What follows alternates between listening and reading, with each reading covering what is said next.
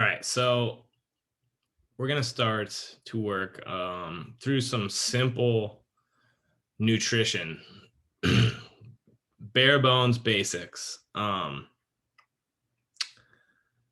For us to create behavior change, like we can't change everything at once.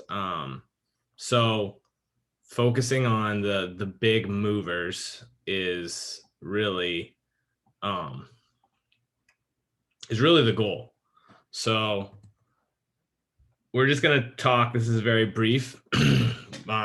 Oops, about what energy balance is and what it isn't, and then how to go about eating to hit your goals, so that you can enjoy the food that you eat. You can not feel like you have to cut out certain things, um, because at the end of the day, it does come down to calories in and calories out. There's a lot of variables, and you definitely should focus on eating a large amount of vegetables, protein, in the form of, chicken, turkey, lean cuts of beef, that type of stuff.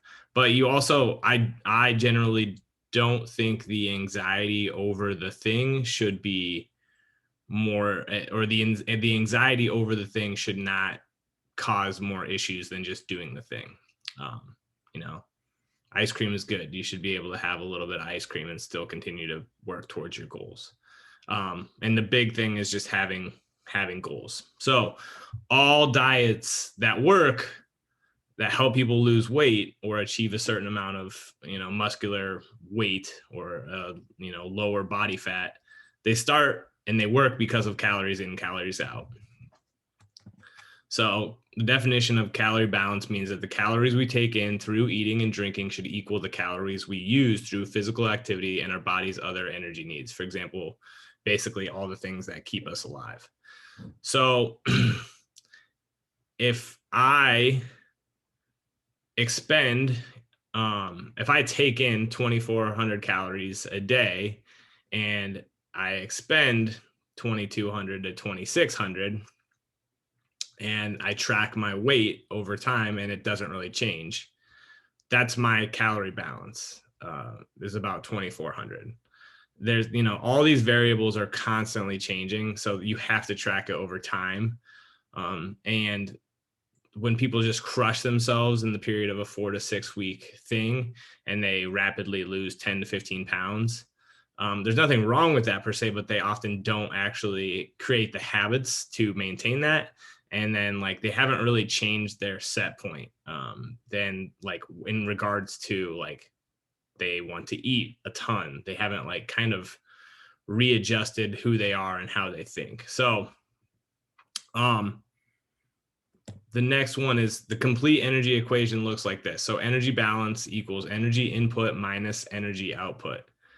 If you want to weight, if you are looking to gain weight, or this is how we gain weight, our energy input is greater than our energy output. So calories are just units of energy, right? So if we consistently eat too many calories, we are going to gain weight more than what we need. If we want to lose weight, our energy input must be less than our energy output. So why does keto work? Well, keto can work because we cut out processed carbohydrates and calorically dense foods, and we substitute them with like, hopefully some amount of vegetables, meats, and fat, and we just don't consume enough of those calorically dense foods, and we go into a state where we are going to burn more energy than we take in. Why does like a Mediterranean diet work? Same principle. All these things, any diet that is successful, puts you in a caloric deficit. It's really all there is to it. Now there's tons of variability individually, but the principles remain the same. So you have to start with these principles. You have to track your weight in some capacity. You can literally do it via just putting on a pair of pants that feels tight and track that over time. Like that's still a measure of your weight to some degree. I typically weigh myself twice a week, and I've done that consistently for a year, and I've gotten stronger, and I've deviated 5 to 10 pounds. And I'm okay with that. I don't really have any particular goals for weight loss at this time. And I don't really have any goals for gaining weight at this time. But we take this emotional stance with our weight, and it's just a variable. Like it doesn't, it's something to detach from and make the goal where you want to go.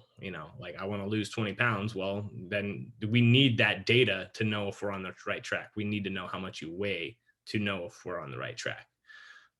That being said, your physical performance can improve, and your weight might not change because you're adaptable and you can get stronger. Hopefully, as you get stronger, then that starts to move the needle in the right direction. But as you see here, if we don't take you into an energy or a caloric deficit, you won't lose weight. So quick and dirty start to just nutrition principles. Takeaways: calories in, calories out. It's the biggest thing. It's the driver of body composition. Yes, protein, fat, carbohydrate, macronutrient ratios matter, but they mostly matter in the terms of energy balance right here. So hopefully you found this helpful. If you have any questions, drop them in the comments or just feel free to ask me. But this is the best place to start, because this is literally 15 years ago when I was like starting to like look into diet for performance. I wish somebody would have just said this information right here. Cool. Have a good day.